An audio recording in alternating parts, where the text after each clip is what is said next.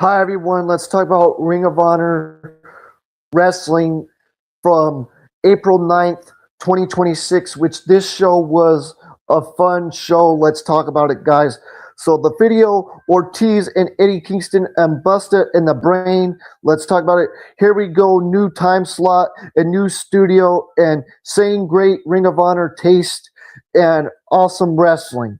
And it starts off with Eddie Kingston and Ortiz being interviewed, and Ortiz says they want to mix it up with young talent, just as the young talent known as Busta in the Brain wondered by. So they all agreed to fight with Alex Price and Jordan Ovaler. So yes, guys, let's talk about it now. Then we had PRG Fence, Rocky Romero, and Trent Beretta fences TMDK, Shane Shane Shane Hutz and Mickey Nicholas. Essentially, this is the one time TMDK and BRG Fence have crossed paths, which makes sense since either team use the other letters and stuff and so on and so forth. And Shane Hutch and Rocky Romero start things off with some lockups and trade talking, and Shane Huntz seems to really enjoy making fun of Rocky Romero's height, which earns him a knee to the gut, and Shane responds with a shoulder tackle, and Rocky went to escape by tagging in Trent, but Trent makes him tag him in pursuit, and Nicholas tags in, and the two double team Beretta with some Shin Susan, and Nicholas got Beretta up in a standing duplex, but Romero broke up the cover after the fact. Romero sent Shane Huntz to the outside and hits a running knee off the apron.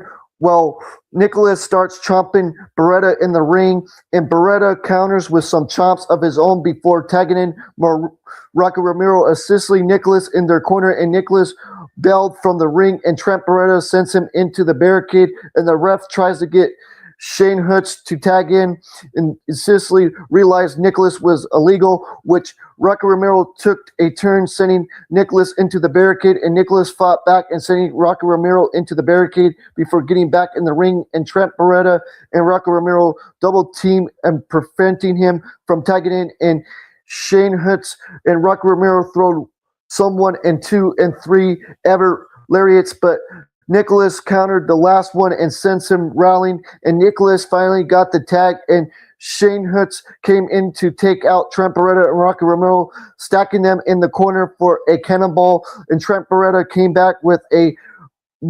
Monsko Lynch I can't pronounce it, guys, but Monson Lynch crush and went for a DDT, but Shane countered it into a Shane countered it into a tossing Falcon Arrow, and Shane sends Trent Beretta up, but Trent Beretta raises his eye and drives him to the canvas, and Rocco Romero tags in and throws hands at Shane, but then got him close enough for a lariat and got a 2 count, and TMDK double team Rocco Romero and Trent Beretta, but Trent Beretta came back with a super kick, and Nicholas dropped him with a Blue Thunder Bomb. But of course, it didn't lead to a pin, which was, pretty cool in my opinion. Then Trent Beretta took on both members of TDMK, but Rocky Romero broke up the double team slammer since, and Nicholas came back with some chops on them both, but RBG Vince lent their finisher on him and got the pin in the victory, and that's how BRG Vince defeated DMDK. Then we had Leo Rush Vince's Nathan Cruz. Let's talk about it. Leo Rush arrived with a new dark and weird, gimmick, which we already know about that from AEW. And the code of honor was and Rush assistantly dropped to his knee and crawled around the ring like a goth Mr. Iguana, and they locked up, and Cruz dive Rush to Leo Rush. I said Rush. Rush. I was thinking they locked up, and Rush dive. I was thinking they locked up, and Cruz dive Leo Rush to the mat, but Leo Rush brushed out of a pin descent, and Leo Rush used his speed to run circles around Nathan Crew before slapping on a sleeper hold, and Nathan Crew backed him into the corner and braked it, but Leo Rush dragged him back to the mat, similarly whispering, "We are all fell down here," and Leo Rush then stacks Nathan Cruz, backing him into the corner, and Nathan turned it around and kicking Leo in the gut till he rolled out of the ring, giggling, and Nathan Cruz followed and tossing Leo Rush against the barricade before sending him back into the ring, and Nathan Cruz wrapped Leo Rush in the ropes and punching him in the gut, and Nathan Cruz sent Leo Rush up, but Leo Rush countered and sent him out of the ring with a modified rolling heel. He then snubbered around the ring like an animal before diving through the ropes onto Nathan Cruz. Back in the ring, Leo Rush hits a screaming trespass. A screaming trespass for 2 count. Then Nathan Cruz comes back with a sit-out slam and calls Leo Rush a fleeting little baby, and Leo Rush responds with a cutter that went up top for a frog splash from halfway across the ring, and then made the pin, and that was it. And that's how Leo Rush defeated Nathan Cruz. Then after the match, Leo Rush crawled around the ring like an animal and giggled, which was in a no way unsettling. Then we had a video with Deonna Purrazzo, which was good with Deonna Purrazzo and stuff, guys, with, she's the Ring of Honor Pure Women's Champion. So, yes, let's talk about the Ring of Honor Women's Pure Champion, Deonna Purrazzo. Backstage, the Ring of Honor Women's Pure Champion, Deonna Purrazzo, was interviewed, and Purrazzo addressed DeMonte, saying if she wants a shot at the title, all she has to do was ask. And Deonna Purrazzo intends to talk into Supercard of Honor as champion, and says that if she doesn't get her respect, she will beat it into DeMonte. Then the match was made official for Supercard of Honor, and we're going to see Deonna Purrazzo faces DeMonte for the Ring of Honor Women's Pure Championship at Supercard of Honor. Then we had a Pure Rules match with Josh Woods fences Matt Menard. Let's talk about it, guys. So yes, guys, we had a Pure Rules match with Josh Woods fences Daddy Magic Matt Menard. Let's talk about it. The start off with a tie-up with Matt Menard trying to work a plan, and he forced Josh Woods to the ropes, then slaps a hold on him while he was touching them and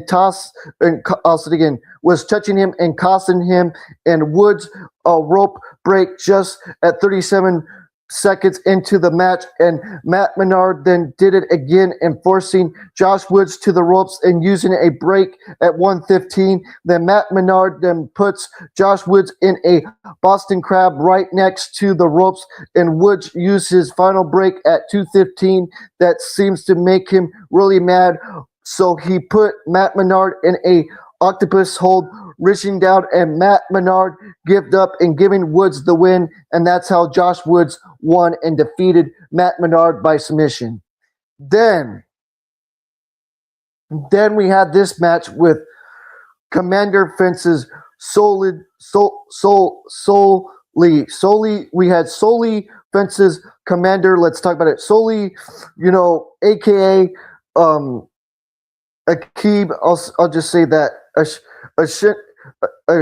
Sandy Akib, I'll say it again. Sandy Akib, aka, the guy that was in WWE, what I'm trying to say, guys, Reggie. So yes, Reggie has some sense in this new Lucha personal, but Commander is a former Ring of Honor TV champion, so he has his hands full in this match. Off a locked up Commander sends Akib down with a shoulder block, but he pops back up in a superhero pose. Then they run to the ropes, dodging and waving to Commander.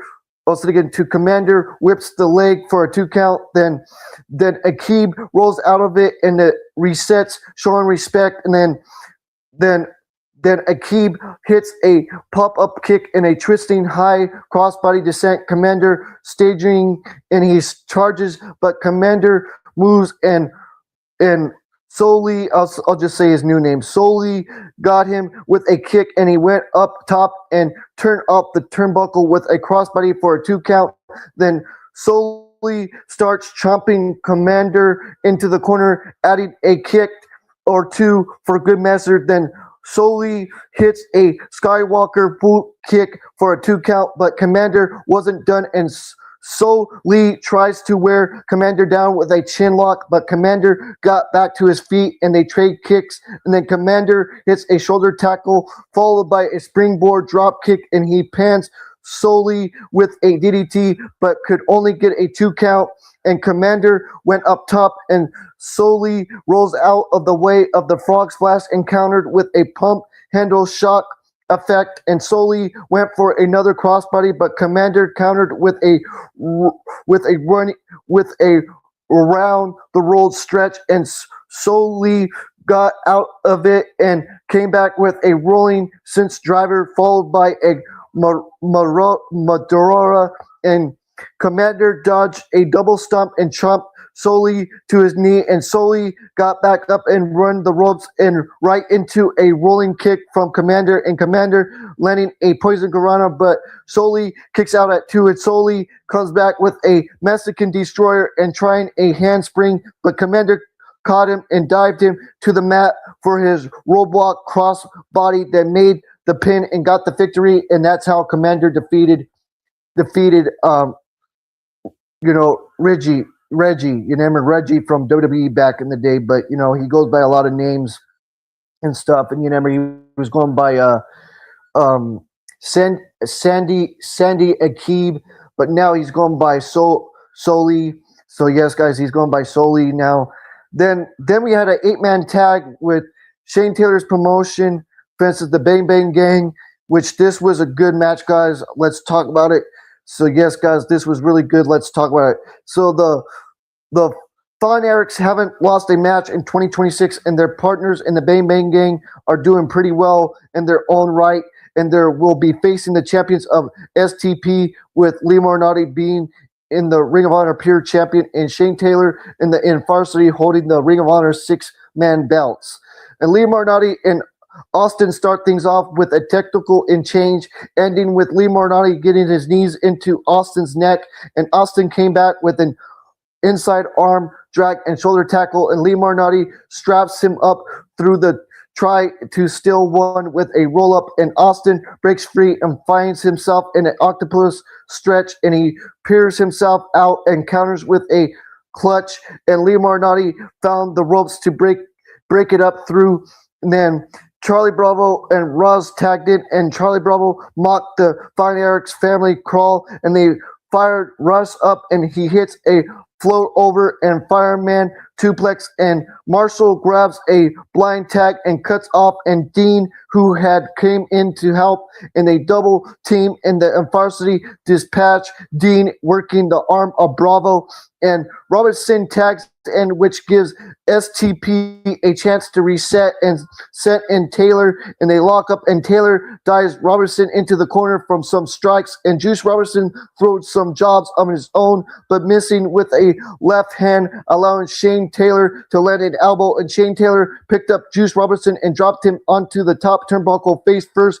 He then shoves him into the second rope turnbuckle and loads some punches on him, and Shane Taylor made a tag, and all 3 members of STP come in and take out their opponents in the ring, and Bravo danced well. Juice Robinson glitched his gut. Everyone returned to their corner, and the varsity double team Juice Robinson, and Bravo hits a running kick for a 1 count, then stomps Juice Robinson's hands and knees while yelling out "Town in Florida." And then Bravo tags in, and Dean, who drops a leg from the top rope, followed by an elbow drop in a clean housage to the Mega Powers. And Dean tagged in, and Taylor, who throws forearms at Juice Robinson, and Juice Robinson tried to come back, but a handbutt slide, slam, and splash puts an end to it. Now I'm going to read the comments. So I know I'm doing my thing. So I appreciate you coming in. I appreciate you. That's just how I do things. So that's just how I do things. So I appreciate you stopping by, but that's just how I do things. So yeah. So that's how I do things. So yeah. You want to leave comments like that? You want to be rude? You're banned. Your comments are removed. Give me some praise. Don't be a jerk. So, anyways, guys.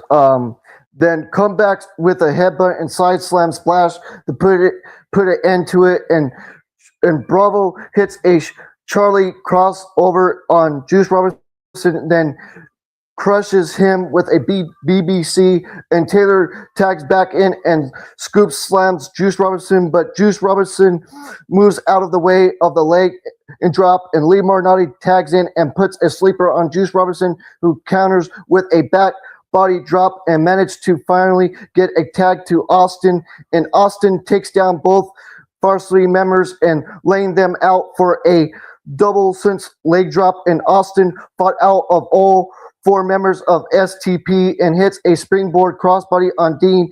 He went for a cover, but Taylor breaks it up, and Austin and Taylor throw hands to Taylor caught him in a pop-up powerbomb, and Dean went for a cover, but Marshall breaks it up, and the Von Erichs hit a double drop kick on Taylor, but Ross falls victim to a Lee Marnotti sling blade, and Taylor comes back in and knocks out Ross, and blocking the crawl from Marshall, and Marshall managed to scoop slam Taylor, but Bravo caught him with a DDT, and Austin somehow becomes legal, and Prince sits at boot camp, and Austin hits the full on Dean out of nowhere and rolls him up for a pin to get the victory for his team, and that's how the Bang Bang Gang and the Von Erichs won and defeated the Shane Taylor's promotions, and that was a good match in my opinion, guys. And I liked it and stuff, in my opinion. So yes, I appreciate everybody coming and stuff. Just don't leave negative comments in my comment section. You will get banned, and your comments will get removed. So that's what happened to the person that came in here. So then backstage, Lexi Miller interviews Alex Prince and Jordan Oliver about their upcoming match against Eddie Kingston and Ortiz, and they give the veterans their flowers, but says that they are looking at this an opportunity to bliss themselves, and the price, and I'll say it again, the price says brain about 6 times, and which was funny in my opinion, which was really funny and stuff, guys, which I liked it and stuff. But carry on, guys. Let's talk about the show. Keep on talking about Ring of Honor. And then Austin Andretti fences AR Fox. Fox was able to use his lists to keep ahead of Austin Andretti and countered pretty much everything he threw at him. And AR Fox tried to catch Action Andretti, but surprised with a series of quick pins since. But Action Andretti countered them all with pinning predicting of his own, and AR Fox picked up the pace with a twisting suplex and Susan, but could only get a 2 count, and he throws a lariat in the corner, then a series of elbows trying to wear Austin Andretti down, and Action Andretti escaped the ring, but AR Fox followed and sending him into the barricade, and AR Fox grabbed a chair and set it up and putting Action Andretti into it and circled the ring. I'll say it again, guys. AR Fox grabs a chair and sets it up and putting Action Andretti into it, then circling the ring into building up some steam as AR Fox turning the corner through, and Action Andretti hits him with a shoulder, and Action Andretti sets AR Fox up in the chair and tries to take a lap of his own, but AR Fox crumbles across the ring and dives through the ropes at him, and Action Andretti bounces back and hits AR Fox with 3 dives to the outside before sending him back into the ring, and AR Fox brawls to the corner and counters a suicide and sending Action Andretti to the outside and leaping over the top rope onto him.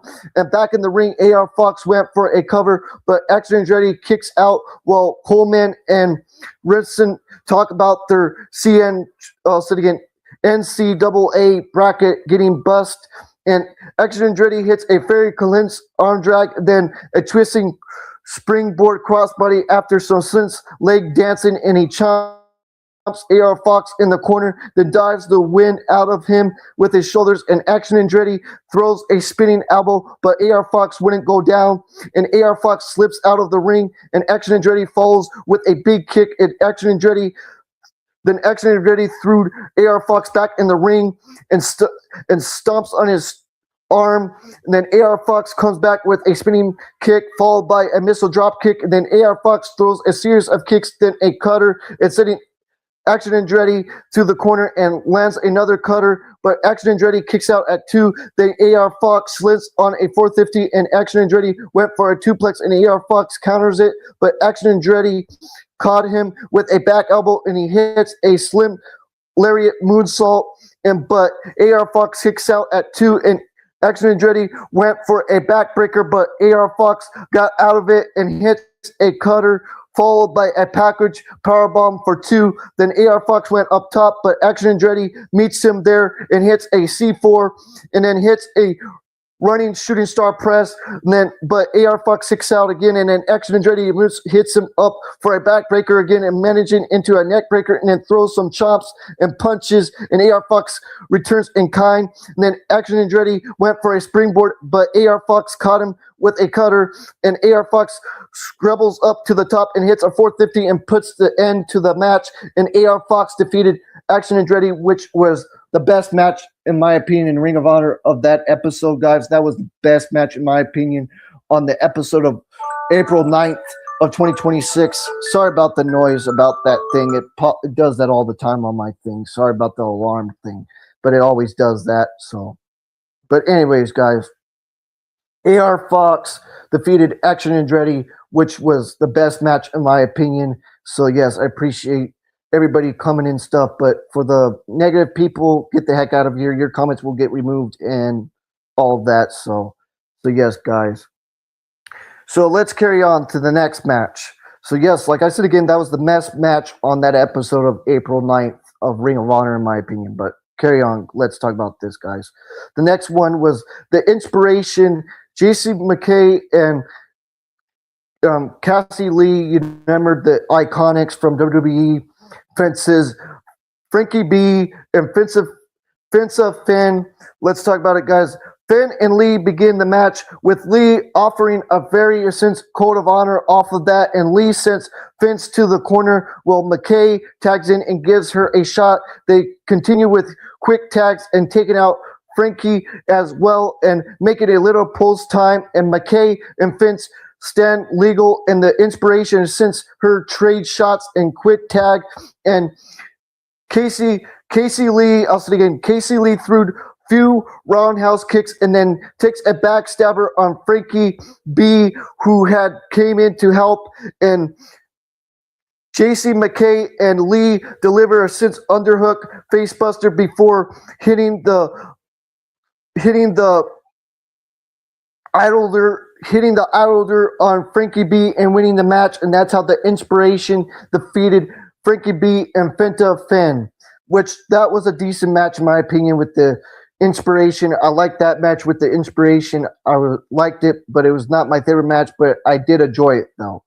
Then after the match, the Inspiration was giving Mike, and they are since introduced themselves to the Ring of Honor crowd, and they run down, and Finn and Frankie decide how they were the only ladies with balls. Then they pose, which that's what happened with that and stuff, guys.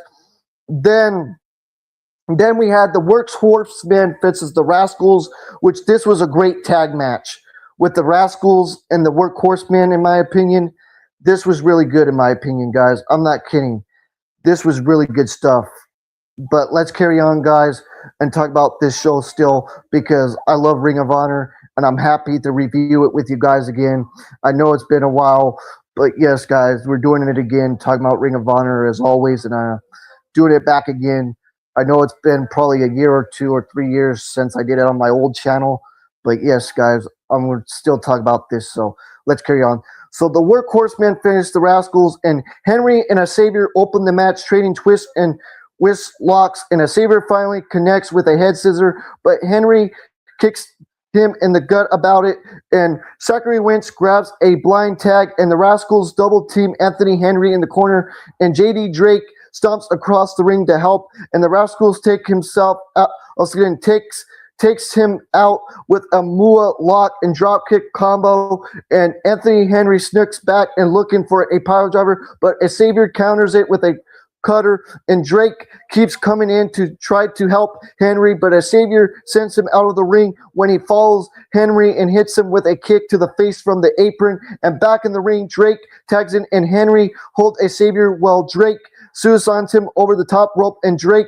takes off his shirt and chokes Xavier with it for a second, and Xavier threw it out of it, and Drake chomps him in the corner, then throws Xavier at the mat with a scoop slam, and Drake resorts to biting and cuts off Xavier in the corner with Henry, and they trade tags and putting the boot to Xavier, and Drake tags in and sends Xavier flying with a belly-to-belly suplex followed by a cannonball on the corner, and Drake went for a Vader bomb, but Xavier moved and got a hot tag to Zachary Wentz just as Henry tags in, and Drake doesn't leave the ring through, and Zachary Wentz takes him out before a sniff kick to Henry's head, and Zachary Wentz hits a blockbuster on Drake, then a high springboard kick on Henry for a 2 count, then Xavier tags back in and hits a Hurricane Karana on Drake, who was back in the ring for some reason. Then Zachary Wentz dives on JD Drake onto the outside. Well, Xavier tried to pin Henry but could only get a 2 count.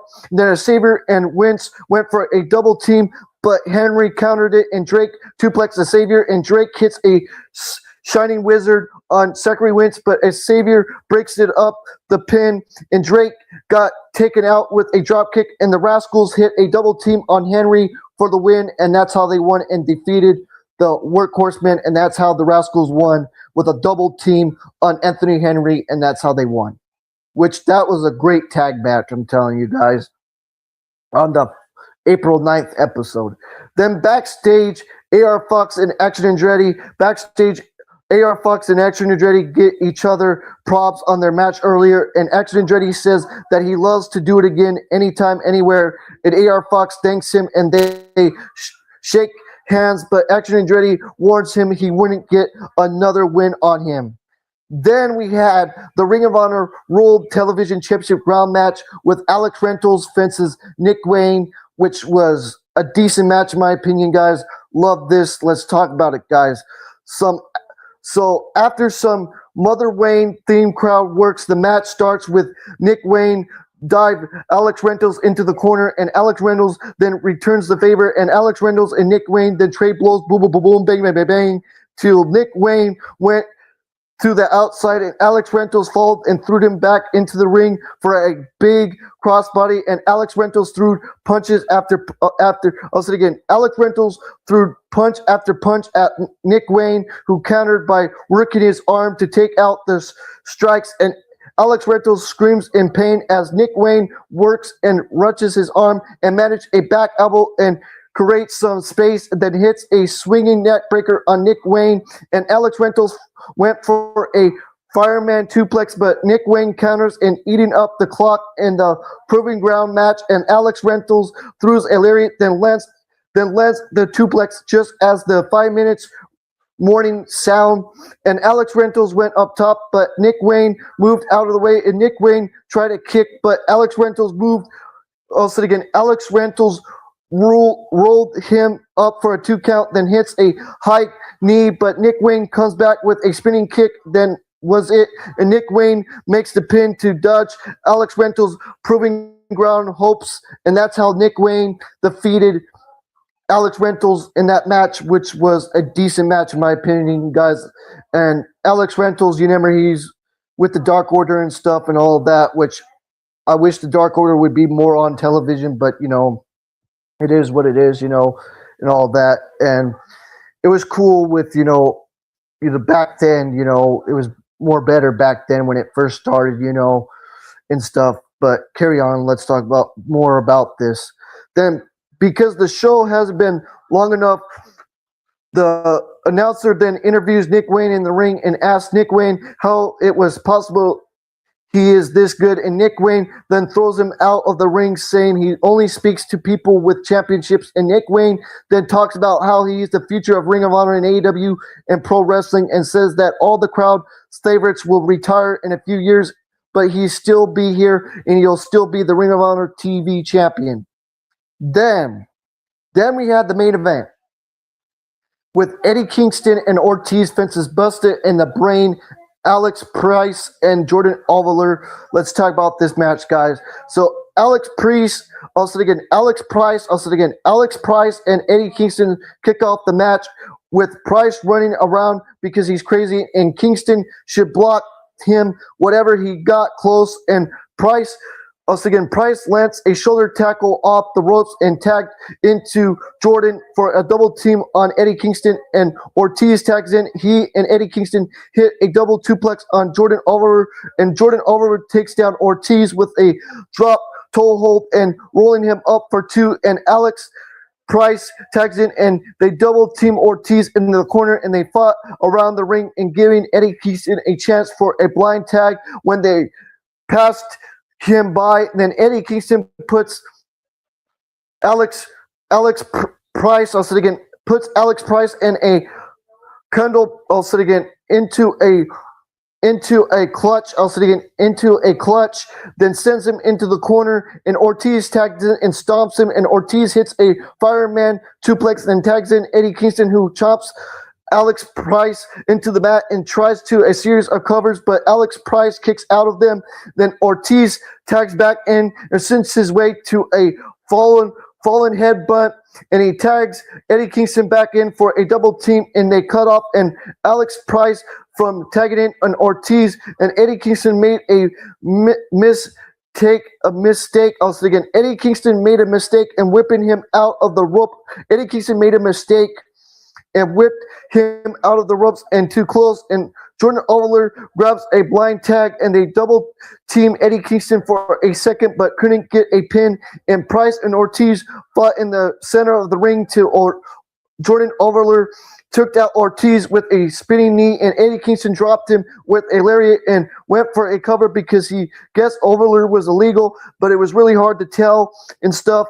And then Ortiz took on both Oliver and Price, who overpowered him with numbers game, and Oliver went for a high knee, but Ortiz dodged him, and Eddie Kingston took out Alex Price, then combined for a super bulldog on Jordan Oliver. Then Jordan Oliver countered and sent Eddie Kingston into the corner, and Alex Price hits an avalanche hurricanrana on Ortiz, then dives onto Eddie Kingston onto the outside and then went back up, but Ortiz moved and rolled him up into a trap and gets a crucifix pin and then wins to close the show. And that's how Eddie Kingston and Ortiz defeated Jordan Oliver and Alex Price. And then they closed this moment to announce that qualifying for the Ring of Honor Women's World Title survival of the fitness match will begin the next following week. We'll talk about that later on, guys. And I gave this show an 8 out of 10. Yes, guys, Ring of Honor has been improving, in my opinion. It's been improving lately. It's been improving, in my opinion. You can put your comments down below. I appreciate everybody stopping by and stuff. So, yes, guys, that's all I have to say. And I gave this Ring of Honor an 8 out of 10. And that's all I have to say, guys. Don't forget to like the video, subscribe to the channel, hit those notification bells as always, guys. And this is CJD. Also, again, this is CJD 2006. Don't forget to like the video, subscribe to the channel, hit those notification bells as always. And peace out and take care, guys. Peace out and take care and much love. Peace out and take care and much love.